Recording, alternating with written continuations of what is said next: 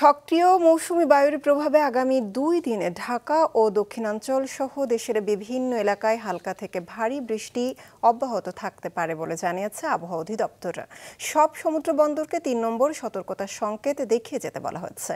সকাল থেকে থেমে থেমে বৃষ্টি হচ্ছে চুয়াডাঙ্গা সহ দেশের দক্ষিণাঞ্চলের বিভিন্ন জেলায়। এতে সবচেয়ে বেশি দুর্ভোগে পড়েছেন খেটে খাওয়া মানুষ। নোয়াখালীর হাতিয়ার আমতলীতে নদীতে মাছ ধরতে যাওয়ার পথে বজ্রপাতে মৃত্যু হয় এক ছেলের। রাজবাড়ীতে বৃষ্টিতে পদ্মার পানি বাড়ছে। এতে নিম্নাঞ্চলের জলাবদ্ধ এলাকার চারণভূমি ডুবে যাওয়ায় দেখা দিয়েছে গোখাদ্যের সংকট।